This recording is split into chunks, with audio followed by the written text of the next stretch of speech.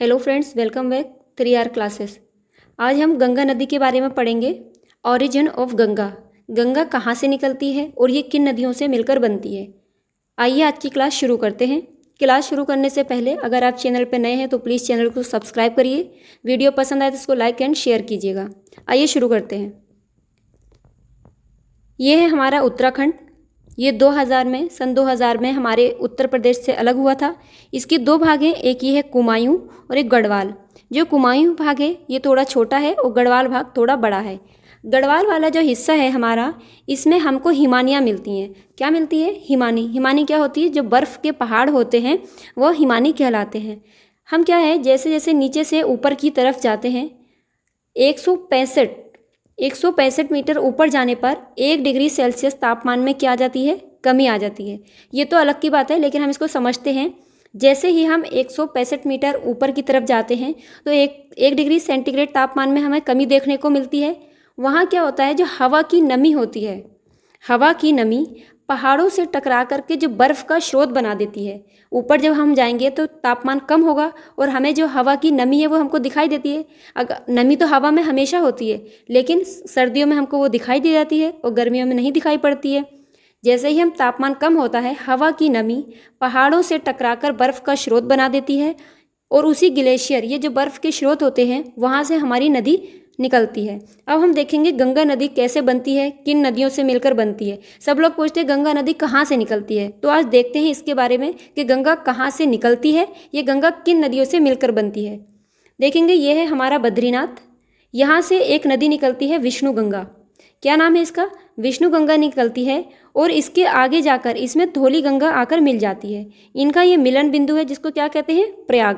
प्रयाग को ही मिलन बिंदु कहा जाता है। जब बद्रीनाथ से विष्णु गंगा निकली और फिर इसमें आकर भी धौली गंगा मिल गई तो ये क्या बन गई? कौन सी नदी कहलाती है? यहाँ पे अलकनंदा नदी कहलाती है। यहाँ से जब ये आगे बढ़ेगी तो ये अलकनंदा ही आगे बढ़ती जाएगी। अलकनंदा की गहराई ज़्यादा है। जब जिस नदी की गहराई ज़्यादा होती है उस नदी के नाम से वो आगे की तरफ बढ़ जाती है या उसका नाम रख दिया जाता है। विष्णु गंगा जब धौली गंगा में मिली तो लगभग इनकी गहराई समान ही थी, तो यहाँ पर आकर ये दोनों खत्म हो गई। आगे ये अलकनंदा के नाम से जानी जाती हैं। विष्णु गंगा और धौली गंगा जिस जगह पे मिलती हैं इसको बोलते हैं विष्णु प्रयाग। क्या बोलेंगे? विष्णु प्रयाग। तो यहाँ से जब अलकनंदा आगे की तरफ बढ़ती है तो इससे यहाँ से नंदाकिनी नदी आकर मिल जाती है। मंदाकिनी नहीं, नंदाकिनी। नंदाकिनी जब आगे आके इसमें मिल जाती है तब ये कह जाते हैं नंद प्रयाग। पहले प्रयाग कौन सा है? विष्णु प्रयाग। जब अलकनंदा में नंदाकिनी नदी आकर मिली तो ये नंद प्रयाग हो गया। अब नंदाकिनी नदी का तो अस्तित्व यहीं पे खत्म हो गया। अब इसको अलकनंदा लेकर फिर से आगे बढ़ती है। अलकनंदा नंदाकिनी से कहती है तुम यहीं रहो, तुम्हारी गहराई इतनी है, चलो अब आगे अलकनंदा के नाम से बहते हैं। यहाँ से जब अलकनंदा के नाम से ये फिर आगे की तरफ बहती है तो इसमें आकर मिल जाती है पिंडार नदी। जब पिंडार नदी अलकनंदा में आकर मिलती है तो इस प्रयाग को कहते हैं कर्ण प्रयाग। क्या बोलेंगे? कर्ण प्रयाग। ये 5 प्रयाग होते हैं, आज इनके बारे में हम लोग देखेंगे। फिर जब इसके आगे अलकनंदा नदी बढ़ती है, पिंडार नदी मिल गई तो ये हो गया कर्ण प्रयाग। इसके आगे जब अलकनंदा नदी आगे की तरफ बढ़ती है तो केदारनाथ से, कहाँ से? केदारनाथ से एक मंदाकिनी नदी मिलती है आकर। पहली नदी नंदाकिनी मिली थी, लेकिन इस बार मंदाकिनी मिल रही है, ये केदारनाथ से निकलती है। केदारनाथ से आकर अलकनंदा में मिल जाती है मंदाकिनी नदी और दोनों मिलकर बना देते हैं रुद्रप्रयाग। क्या बन जाता है यहाँ पे? रुद्रप्रयाग। मंदाकिनी नदी की इतनी ही गहराई है, ये भी यहाँ पर आके ख़त्म हो जाती है। फिर अलकनंदा आगे अपने साथ इसको लेकर आगे बढ़ती है। फिर उत्तरकाशी से एक नदी निकलती है, भागीरथी नदी। इसकी गहराई ज़्यादा है। यहाँ से भागीरथी नदी जब आगे निकलती है तो इसके रास्ते में इसको मिलती है एक छोटी सी नदी है, छुटकू सी भिलांगना नदी। ये इसमें भिलांगना नदी आकर मिल जाती है। फिर इसके बाद भागीरथी अपने साथ भिलांगना को लेते हुए आगे चलती है और ये अलकनंदा में आकर मिल जाती है। और यहाँ जहाँ पर ये इसका मिलन बिंदु है, जहाँ पर ये मिल जाती है, वहाँ पर गंगा हो जाता है। और ये किस नाम, कौन सा प्रयाग कहलाता है? ये देव प्रयाग के नाम से जानी जाती है। जहाँ पर भागीरथी और अलकनंदा दोनों मिलती हैं वो देव प्रयाग होता है और वहाँ पर उसका नाम हो जाता है गंगा। अब आपको समझ में आया होगा कि गंगा नदी का तो उद्गम हुआ ही नहीं, गंगा नदी तो इन सारी नदियों से मिलकर बनी है। छोटे मोटे एग्जाम में ऐसा अक्सर पूछ लिया जाता है कि गंगा नदी कहाँ से निकलती है। तो अगर आपसे ऐसा पूछ ले तो आप बोलेंगे उत्तरकाशी के गंगोत्री के गोमुख हिमनद से निकलती है। लेकिन बड़े पीसीएस लेवल के एग्जाम में तो इतना छोटा सा सवाल पूछेगा ही नहीं कि गंगा कहाँ से निकलती है, क्योंकि उसको पता है गंगा निकली नहीं है, गंगा का तो निर्माण हुआ है इतनी सारी नदियों से मिल करके। ठीक है, अगर आपसे पूछे कि गंगा कहाँ से निकलती है तो बताएंगे गंगोत्री के गोमुख हिमनद से निकलती है। लेकिन बड़े पीसीएस लेवल में नहीं पूछेगा, याद रखिएगा, नहीं पूछेगा ये। जब भागीरथी और भीलांगना नदी यहाँ पर मिलती हैं तो भीलांगना नदी पर एक बांध है जिसका नाम क्या है, टिहरी बांध है। और टिहरी बांध के पीछे, ये टिहरी बांध बहुत बड़ा है, लगभग 260 मीटर का है, लेकिन इसमें कहीं कहीं पर 255 मीटर भी दिया रहता है, लेकिन मोस्टली 260 मीटर ही है। ये बहुत बड़ा बांध है। इसके सपोर्ट के लिए इसके पीछे एक बांध और है, उसको बोलते हैं कोटेश्वर बांध। क्या बोलेंगे, कोटेश्वर बांध। भागीरथी और भीलांगना पर मिलेगा टिहरी बांध, याद रख लेना ट्रिक से, भाभी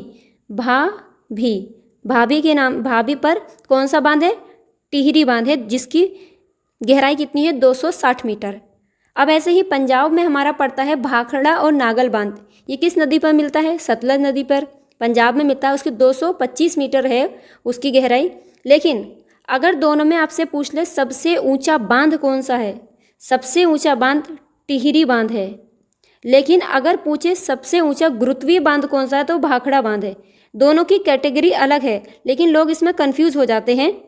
अगर पूछेगा सबसे ऊंचा भारत का बांध, टिहरी बांध, लेकिन सबसे ऊंचा गुरुत्वीय बांध भाखड़ा बांध कहलाएगा।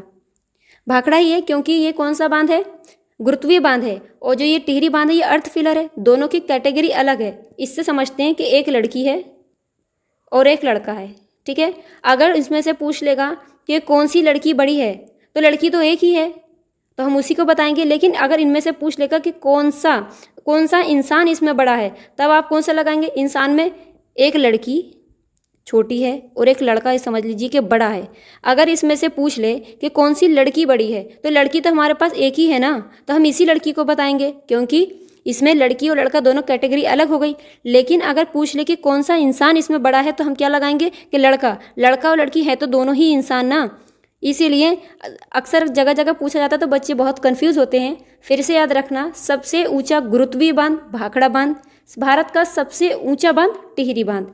अब यहाँ पर जो गंगा नदी बन जाती है भागीरथी और अलकनंदा से मिलकर के, तो बताइए गंगा का जो पानी है उसमें बैक्टीरिया क्यों नहीं लगते हैं, क्यों, क्योंकि गंगा के पानी में बैक्टीरिया को मारने के लिए, बैक्टीरिया को या जीवाणुओं को मारने के लिए पाया जाता है, इसमें बैक्टीरियोफेज पाया जाता है।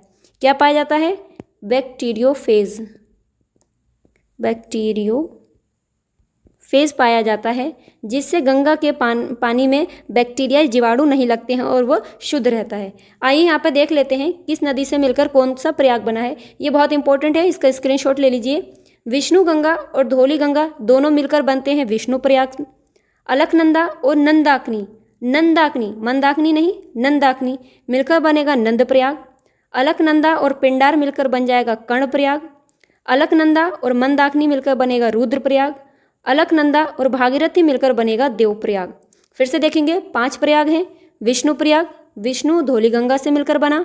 अलकनंदा और नंदाकिनी से नंद प्रयाग। अलकनंदा और पिंडार से कर्ण प्रयाग। अलकनंदा और मंदाकिनी से रुद्र प्रयाग। और अलकनंदा और भागीरथी से मिलकर बनेगा देव प्रयाग। अब इनका क्रम लगाने को भी एग्जाम में पूछ लेता है। सबसे पहला प्रयाग विष्णु प्रयाग, नंद प्रयाग, कर्ण प्रयाग, रुद्र प्रयाग एंड देव प्रयाग। याद कैसे रखेंगे, जैसे विष्णु भगवान थे, इन्होंने अवतार लिया किसका, श्री कृष्ण का। अब श्री कृष्ण छोटे थे तो उनकी माँ उनको क्या बोलती थी, नंदलाला कह के बुलाती थी, तो उससे याद रख लेंगे नंद प्रयाग। अब नंद प्रयाग, नंदलाला, कान में कर्ण, कर्ण मतलब कान में क्या पहनते थे, बाली पहनते थे, तो कर्ण प्रयाग। गले में रुद्राक्ष की माला, क्या पहनते थे, गले में एक माला पहनते थे रुद्राक्ष की, तो रुद्र प्रयाग। और आगे जाके उन्होंने देवता का रूप धारण कर लिया तो बन गए देव प्रयाग। फिर से विष्णु प्रयाग, नंद प्रयाग, कर्ण प्रयाग, रुद्र प्रयाग और देव प्रयाग। ये थी हमारी गंगा नदी। ये इसका ओरिजिन कैसे हुआ, अब आपको समझ में आ ही गया होगा कि गंगा का ओरिजिन नहीं होता है, ये मिलकर के बनती है। लेकिन फिर भी अगर एग्जाम में पूछे कि गंगा कहाँ से निकलती है तो यही बताएंगे कि उत्तरकाशी के गंगोत्री के गोमुख हिमनद से निकलती है। आज की क्लास में इतना ही है, मिलेंगे अगली क्लास में। अगर वीडियो पसंद आया तो प्लीज़ इसको लाइक एंड शेयर कीजिए, चैनल पर नए हो तो इसको सब्सक्राइब करिए। Thank you. पढ़ते रहिए, मेहनत करते रहिए, कामयाबी ज़रूर मिलेगी।